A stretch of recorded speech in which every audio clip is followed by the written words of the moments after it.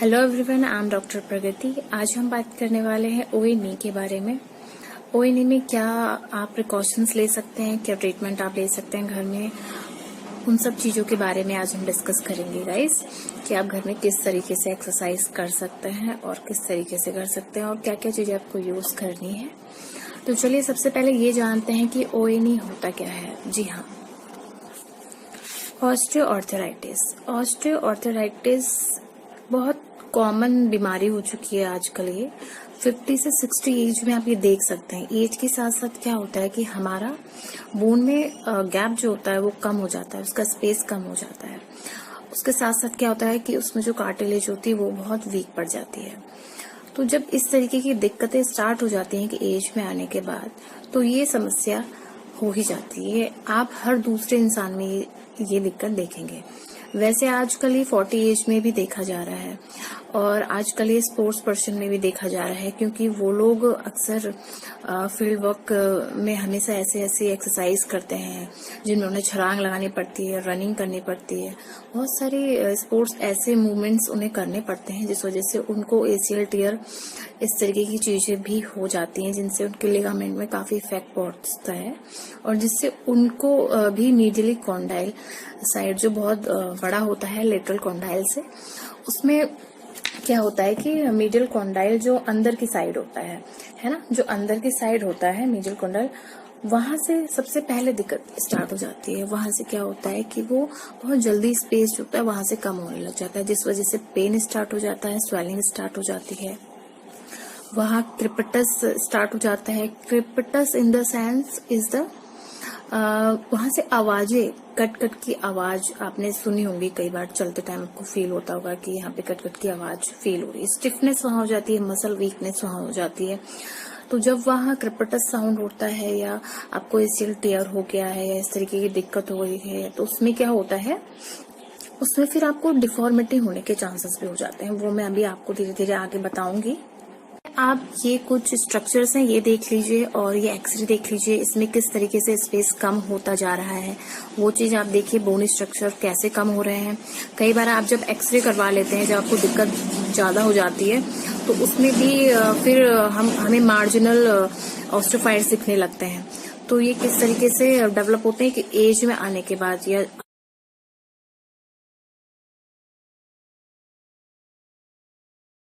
X ray देख लिया होगा कि एक्सरे में किस तरीके से डिजनरेशन हो रहा है और किस तरीके से गैप जो है वो कम होता जा रहा है। तो गाइस, इसमें होता क्या है कि हमारा टिबिया और फीमर मिलके ही ये जॉइंट बनाते हैं। इसमें फिबुला का इतना ज्यादा वर्क नहीं होता जितना टिबिया और फीमर का होता है।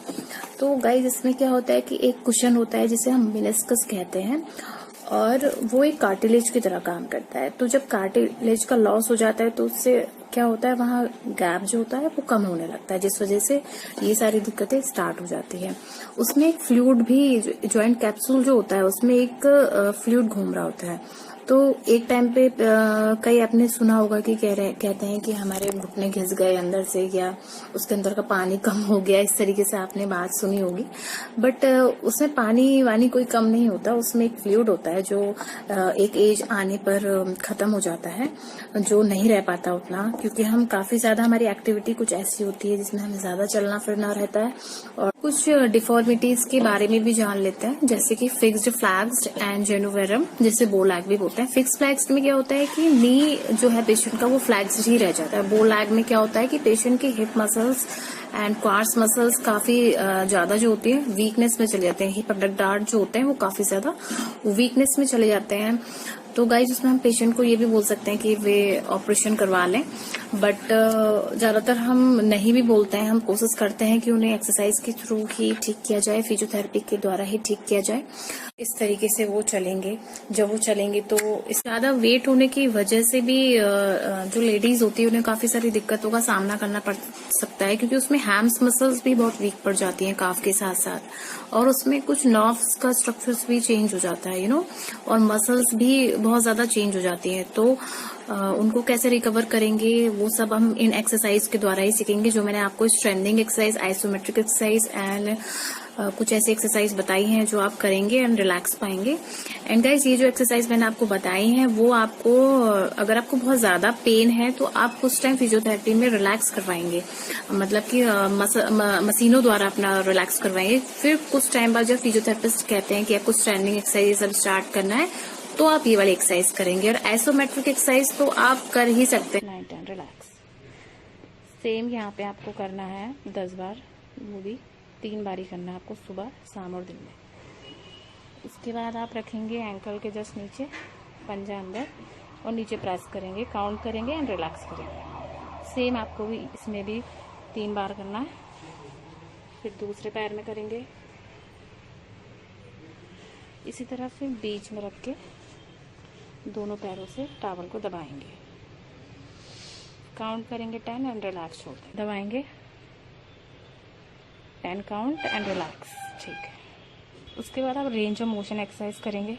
पंजा अंदर, पूरा पैर मोड़िए, सीधा करिए, फिर मोड़िए, सीधा करिए, एंकल फुट मूवमेंट करेंगे, पंजा अंदर एंड बाहर, रोटेशन करेंगे, दोनों साइड करनी है आपने। इससे आपको काफ़ी रिलैक्स पहुंचेगा। उसके बाद आप करेंगे क्वाड्स स्ट्रेंथिंग। उसमें पैर आपका 30 डिग्री पे आएगा, पंजा अंदर एंड 10 काउंट एंड रिलैक्स। फिर दूसरे पैर में सेम 10 काउंट एंड रिलैक्स।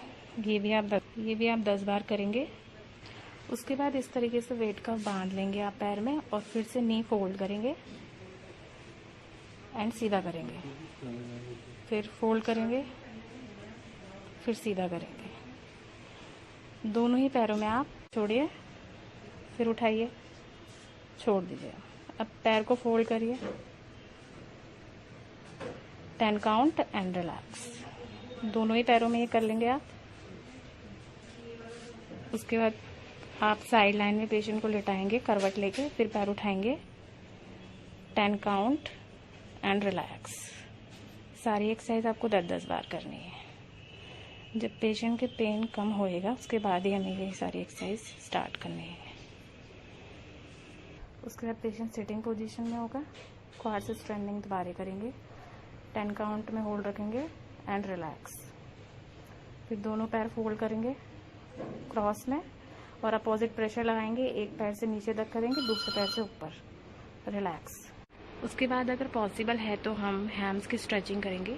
इस तरीके से एक टॉवल यूज़ करेंगे और एंकल में फंसाते हुए 3 बार आप ये कर सकते हैं इस तरीके से, 10 काउंट एंड रिलैक्स छोड़ देंगे। इससे आपके पूरी काफ में स्ट्रेच आएगा। उसके बाद आप काफ स्ट्रेच करेंगे इस तरीके से, टॉवल को एंकल में फंसा के स्ट्रेच करेंगे, 10 काउंट एंड रिलैक्स छोड़ देंगे। जैसा कि आपने देखा होगा कि जो OA वाले पेशेंट होते हैं उनका चलने का जो स्ट्रक्चर होता है वो थोड़ा चेंज हो जाता है। वो इसलिए होता है क्योंकि उनकी हिप मसल्स बहुत वीक में चले जाती हैं। उसके लिए आप ये वाली एक्सरसाइज करेंगे जिसमें आपको पैर में इस तरीके से थेराबैंड बांधना है एंड एक पैर को इस तरफ लेके आना है और होल्ड रखना है थोड़ी देर एंड रिलैक्स करना है, फिर दोबारा करना है। इसमें ध्यान रखना कि आप सारी एक्सरसाइज करके आप काफी हद तक आराम पा सकते हैं। इन एक्सरसाइजेस को आप 3 बार करिएगा, सुबह, शाम और दिन में। अगर किसी को बहुत ज्यादा दर्द होता है तो वो सिर्फ 2 टाइम करिएगा। जी हाँ, thank you so much guys. अगर मेरी वीडियो अच्छी आपको लगी हो तो प्लीज इसे लाइक करिए, सब्सक्राइब कीजिए, लोगों तक ये इन्फॉर्मेशन जरूर पहुंचाएं। Thank you so much. Take care all of you.